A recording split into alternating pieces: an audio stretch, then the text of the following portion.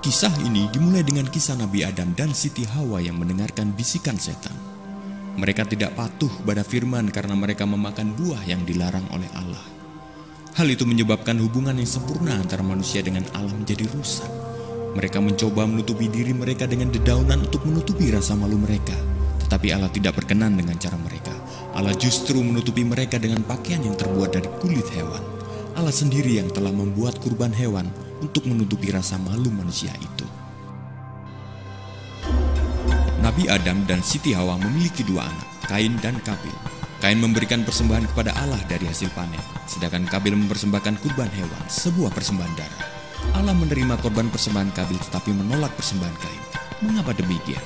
Karena dosa menuntut kematian, yaitu memisahkan kita dari Allah dan harus dibayar dengan nyawa. Dalam iri hati, Kain membunuh Kabil dan membawa sebagian besar keturunannya ke jalan kegelapan.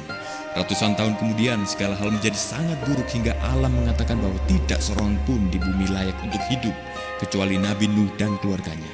Allah memanggil Nabi Nuh untuk membangun sebuah perahu yang sangat besar dan sambil mengerjakan ia menyampaikan pesan ini.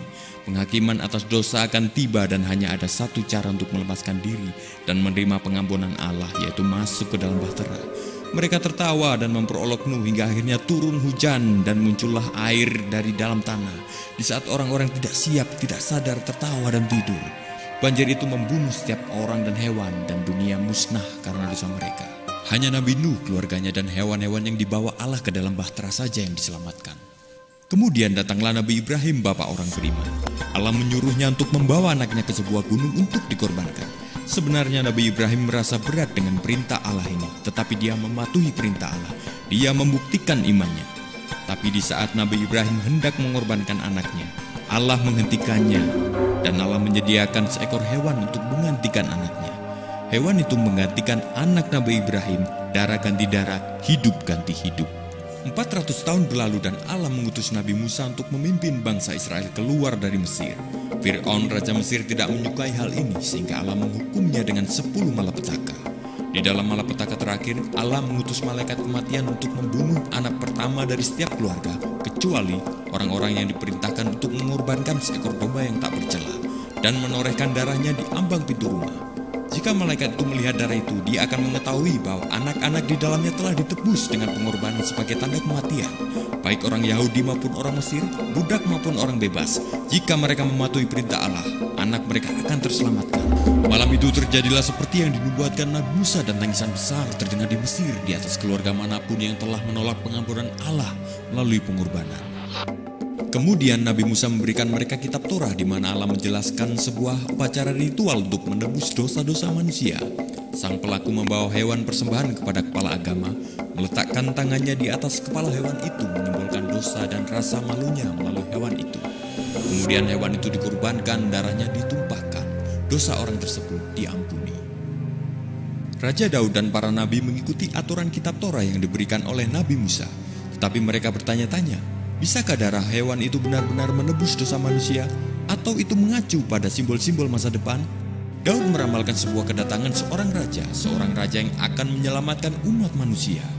Dia akan memimpin umat manusia dengan penuh kuasa, namun dengan kerendahan hati dan penuh kasih. Raja yang dijanjikan itu tidak punya kesalahan, tetapi dia akan menderita dan mati, menjadi korban bagi dosa-dosa manusia. Dia akan menjadi korban yang agung. Nabi Isa dilahirkan di sebuah kandang karena tidak seorang pun yang menyediakan kamar untuk dia. Dia lahir dari seorang perawan tanpa hubungan dari seorang laki-laki dan hidup suci. Dia masih keturunan Raja Daud. Para penggembala Palestina yang miskin dan orang-orang bijak yang kaya dari timur datang untuk menghormati anak itu dan bersaksi bahwa dia memang Sang Al-Masih, Sang Mesias. Dan Nabi Isa mengajarkan kasih, kejujuran, kedamaian, dan kerendahan hati. Dia adalah tukang kayu, tapi seorang filsuf yang pintar. Dia menghina kaum religius munafik yang peduli dengan ritual ketimbang mencintai Allah. Tapi dia dicintai oleh orang-orang miskin dan dia menyembuhkan orang-orang tuli, buta, cacat, dan kerasukan setan. Dia bahkan membangkitkan orang yang sudah mati. Seorang yang tanpa rumah, pengajar yang mengembara, panggilan revolusioner kepada kekasih Allah untuk hidup sepenuhnya, bebas dari dosa, di dalam kekuatan, di dalam kemurnian, di dalam kasih. Nabi Isa bahkan memanggil Allah Bapanya untuk menunjukkan umat manusia bahwa Sang Maha Kuasa mencintai engkau seperti ayah. Allah ingin menghubungkan manusia sebagai anak-anaknya, tetapi ada masalah di situ. Mereka masih penuh dosa dan Allah itu suci. Dosa manusia dimulai dari Adam, telah memisahkan manusia dari Allah mereka, dan Sang Mesias mengetahui apa yang harus dilakukan untuk membawa mereka kembali. Yohanes Pembaptis meramalkan kedatangan Isa dan berkata, "Lihat domba Allah yang mengambil dosa-dosa dunia." Isa adalah Sang Mesias yang terpilih untuk menjadi korban persembahan terbesar, belum pernah berdosa. Dia suci, murni, tanpa celah dan layak menebus dosa. Yang tidak bersalah menggantikan yang bersalah, yang suci menggantikan orang berdosa. Dia melakukan ini untuk Bapanya, untuk menebus dosa umat manusia, untuk membebaskan mereka dari perbudakan mereka akan dosa, dan untuk mengembalikan kepada mereka apa yang telah hilang dari Adam, hubungan yang sempurna dengan Allah. Nabi Isa mati di kayu salib bukan karena orang-orang Yahudi maupun orang-orang Romawi, tapi oleh tangan Allah Bapanya. Allah mengorbankan Isa untuk menggenapi apa yang tertulis oleh para nabi, untuk menjadi domba Allah yang mengambil dosa dunia, Anda dan saya. Tapi Dia tidak berhenti di sana. 3 hari kemudian Allah membangkitkan Isa Sang Mesias dari kematian sebagai janji kepada mereka yang percaya kepadanya bahwa mereka juga akan bangkit seperti Dia. Setelah ini Isa berjanji kepada para muridnya bahwa Dia akan kembali lagi, tapi sebagai hakim dan raja. Sang Mesias adalah hadiah Allah kepada manusia, bahwa mereka tidak akan mati di dalam dosa mereka dan terpisah dari Allah, tapi dengan menerima pengorbanannya mereka dapat kembali pada hubungan yang sempurna dengan Allah.